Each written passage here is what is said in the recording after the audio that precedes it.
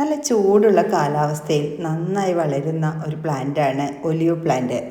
അതുകൊണ്ട് തന്നെ കേരളത്തിൻ്റെ കാലാവസ്ഥയിൽ നന്നായി വളരുന്ന ഒരു ചെടി കൂടിയാണിത്. വയൽ പ്രദേശങ്ങളിൽ ഒലിവ് വെക്കുന്നത് ഒഴിവാക്കുക.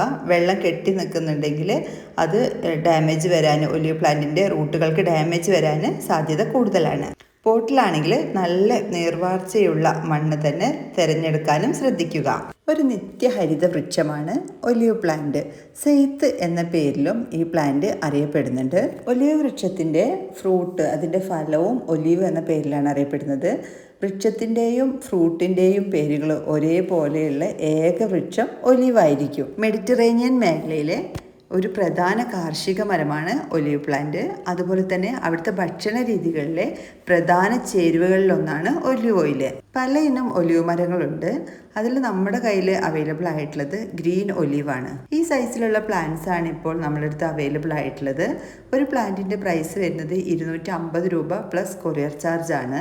ആദ്യം നമ്മൾ സെയിൽ ചെയ്തുകൊണ്ടിരുന്നത് ചെറിയ പ്ലാന്റ്സ് ആയിരുന്നു. ഇത് അത്യാവശ്യം മെച്ചുറായ 2 വർഷം പ്രായമായ പ്ലാന്റ് ആണ്. മാത്രമല്ല കട്ടിങ്സ് പിടിപ്പിച്ച പ്ലാന്റ്സ് ആണ്. സീഡ് മുളപ്പിച്ച പ്ലാന്റ്സ് ഒക്കെ ആണെങ്കിലാണ് ഒരുപാട് ടൈം വരുന്നത് അത് ഫ്രൂട്ട് പിടിക്കാനായിട്ട്.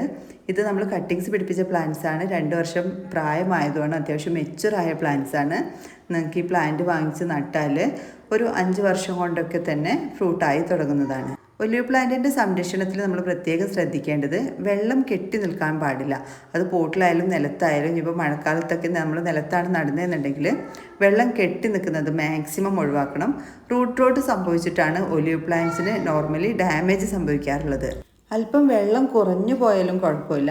വെള്ളം കൂടിപ്പോകുന്നതും അതുപോലെ കെട്ടി നിൽക്കുന്നതും നമ്മൾ പ്രത്യേകം ശ്രദ്ധിക്കേണ്ടതാണ്. അതുപോലെ ഈ ഫസ്റ്റിൽ നിങ്ങൾക്ക് പ്ലാന്റ്സ് കിട്ടിക്കഴിയുമ്പോൾ ഓൺലൈനായിട്ട് വാങ്ങിയിട്ടോ അല്ലെങ്കിൽ നിങ്ങൾ നഴ്സറികളിൽ നിന്നൊക്കെ വാങ്ങി നടുന്ന സമയത്ത് നമ്മൾ ആ പ്ലാന്റ് റിപ്പോർട്ട് ചെയ്യുന്ന സമയത്ത് ആദ്യം തന്നെ മണ്ണ്, ചാണകപ്പൊടി അത്രയുള്ളൊരു മിക്സ് മതിയാകും. പിന്നീട് നമ്മൾ പ്ലാന്റ്സ് അത്യാവശ്യം ഒന്നുകൂടെ ഹെൽത്തി ആയതിൻ്റെ ശേഷമൊക്കെ കൂടുതൽ വളങ്ങൾ ആഡ് ചെയ്ത് കൊടുത്താൽ മതി. നല്ല ചൂടുള്ള കാലാവസ്ഥയിലാണ് ഒലിവ് പെട്ടെന്ന് ഫ്രൂട്ട് ഉണ്ടാകുന്നത്. അതുകൊണ്ട് തന്നെ നല്ല ഡയറക്റ്റ് സൺലൈറ്റ് ആവശ്യമായൊരു പ്ലാന്റ് കൂടെയാണിത്. നിങ്ങൾക്ക് പ്ലാന്റ് കിട്ടിയ ഒരു 2 ആഴ്ച 3 ആഴ്ചയോളം ചെറിയൊരു ഷെയ്ഡിൽ വെക്കുക. നമ്മൾ കവറിൽ അല്പം മണ്ണ് റിമൂവ് ചെയ്ത ശേഷമാണ് അയച്ചു തരിക. അപ്പോൾ അതിലേക്ക് തന്നെ നിങ്ങൾ വേണമെങ്കിൽ കുറച്ച് പൊട്ടി മിക്സ് ഇട്ട ശേഷം പ്ലാന്റ് അതുപോലെ വെക്കാം. എന്നിട്ട് 2 ആഴ്ചയൊക്കെ കഴിഞ്ഞിട്ട് റിപ്പോർട്ട് ചെയ്താലും മതിയാകും. DTDC കൊറിയർ വഴിയാണ് പ്ലാന്റ്സുകൾ അയക്കുന്നത്. അപ്പോൾ ഈ സൈസിലുള്ള പ്ലാന്റ്സുകൾ വാങ്ങിക്കാൻ ആഗ്രഹിക്കുന്നവർ സ്ക്രീനിൽ കൊടുത്തിരിക്കുന്ന വാട്സപ്പ് നമ്പറിലേക്കൊന്ന് മെസ്സേജ് അയച്ചോളൂ. ഈ പ്ലാന്റ് കാണുമ്പോഴേ നിങ്ങൾക്കറിയാം അത്യാവശ്യം സൈസുള്ള പ്ലാന്റ്സ് ആണ്. ഒരു 2-2.5 അടി ഹൈറ്റൊക്കെ ഉള്ള പ്ലാന്റ് ആണ്. ഒരുപാട് മണ്ണ് റിമൂവ് ചെയ്തിട്ട് അയക്കാനും സാധിക്കില്ല. അതുകൊണ്ട് കേരളത്തിനുള്ളിലാണെങ്കിൽ ഒരു പ്ലാന്റിന് 100 രൂപേൻ്റെ അടുത്തെങ്കിലും കൊറിയർ ചാർജ് വരുന്നതാണ്. നിങ്ങൾ ഈ ചാനൽ കാണുന്നത് സബ്സ്ക്രൈബ് ചെയ്യാതെയാണെന്നുണ്ടെങ്കിൽ മറക്കാതെ തന്നെ സബ്സ്ക്രൈബ് ചെയ്യൂ. കൂടാതെ തൊട്ടടുത്ത് കാണുന്ന ബെല്ലൈക്കൺ കൂടെ ക്ലിക്ക് ചെയ്തോളൂ.